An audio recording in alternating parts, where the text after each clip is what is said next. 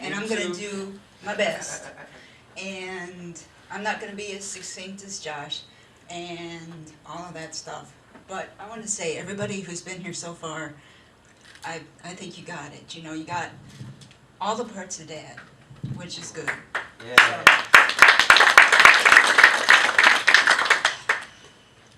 All right. So my dad was born about 70 years ago in Pana, Illinois. And by the way, I wrote everything down because I didn't want to forget what I wanted to say. So anyway, he was born about 70 years ago in a town called Pana, Illinois. His father owned and ran a tavern, and his mother could talk forever and not say anything that was important. And a lot of people... Well, I was getting to that. I was going to say a lot of people, especially my students, but now you know my mom too, Happy moment, okay? will tell you that he passed those genes along to me. So I'm going to try to be concise, but I don't guarantee anything. So, and Robbie knows too, because I write him long emails, and he's like, I can't read these are too long. So anyway, he was an only child, just like me, and my hands look like his. But his hands had a talent for drawing and for painting. And mine, they only have a talent for writing. Yes. And right now, I wish I had his talent in my hands so I could paint for you a picture of my dad. But I really counted on the rest of you to do that for me, and you came through. You really, really did. You filled in the parts of the canvas that I'm going to leave blank now because I just can't say everything about him. And I got to tell you, I was angry when I figured out that he was not going to be able to have a retirement where he could journey and have fun and adventures, and that was going to be the end of it all. But what I figured out when I look back at it is he didn't wait for retirement to journey and have fun and have adventures. And he got most of what he wanted out of life before he, from the very beginning, before he ever even came close to retirement age. He traveled the entire world on his motorcycle, and I know you're going to say, even Europe? Yeah, the ride across the ocean was really, really hard. But he made it, you know? He went to England, he went to Ireland, he went to Italy, and a place called the Isle of Man. And he took my mom along to Europe. She rode on the back of his bike in Europe. But I got to go along on his trips here in the continental United States. And that's what I remember about him. Those are some of my best memories, because he took me on our first trip to Colorado on the back of a 550cc Kawasaki motorcycle. Yeah, and if you guys know about motorcycles, you're like, that is not the motorcycle to go 1,000 miles on. And yeah, this is absolutely true. It's a little too small. And we rode 2 up, and we still made it on the interstates and stuff.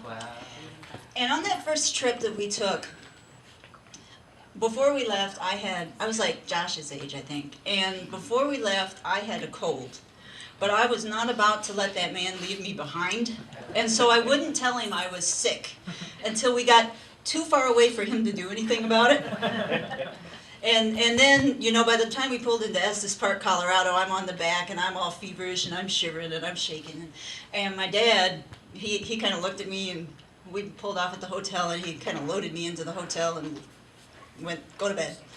And he sat there for, it felt like a week to me, but it was probably about 48 hours, you know, just waiting for me to get better. And my dad wasn't the kind of guy who, like, was real nurturing when we were sick and stuff. He left that up to my mom to do, but we didn't have her. So I remember him going, you know, sitting there at the table in the hotel room, looking at me, and, you know, I'm sick, but he would run out to the pop machine, and he would get me soda. And I thought that was great. That's like one of my favorite memories is looking out the window of the hotel watching him run across the pop machine. And when I got better and we were getting back on the bike again, I was like, you know, I'm sorry, I really didn't mean to cut a couple of days off of your vacation because I know your vacations are important to you. And he says, kiddo, adventures aren't fun or easy or comfortable, and they don't happen when things go the way they're planned. Adventures are hard and they're not fun, but you know what? You're going to have a lot of great things to talk about later. And look, here I am, talking about it.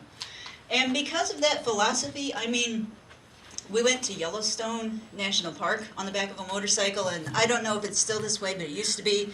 You'd be on the road, and you'd be caught in this traffic jam, especially whenever anybody saw an animal.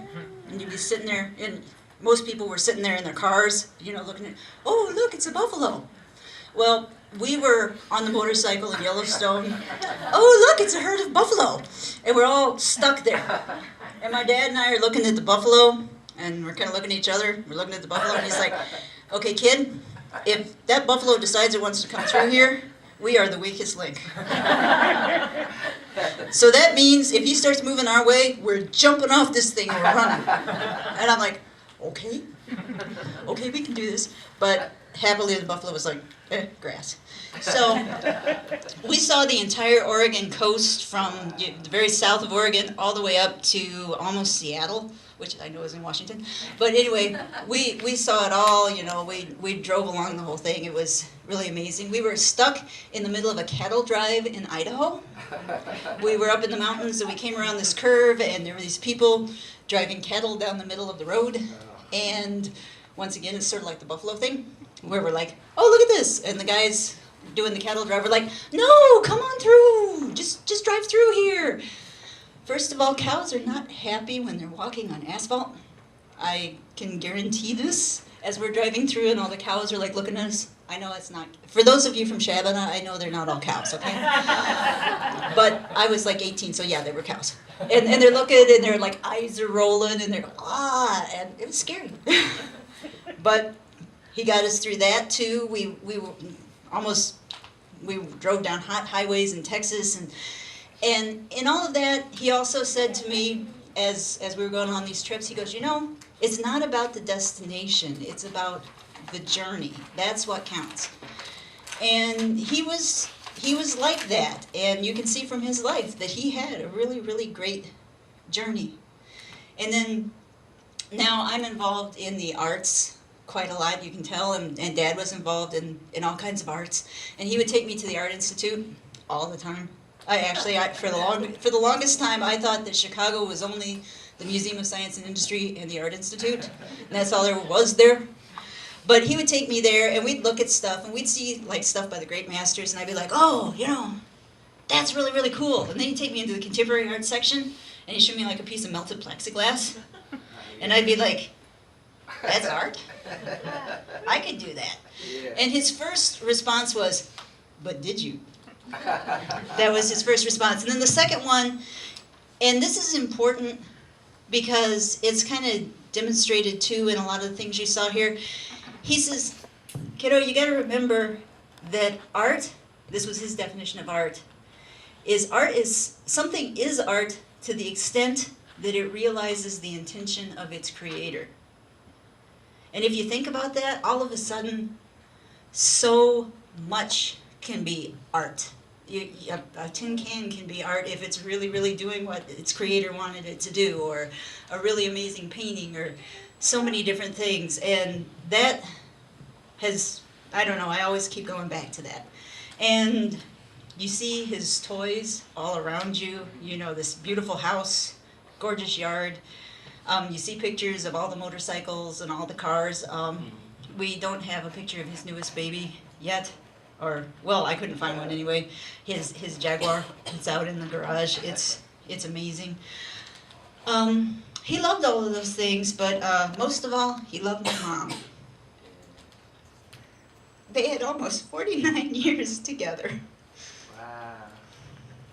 They got married.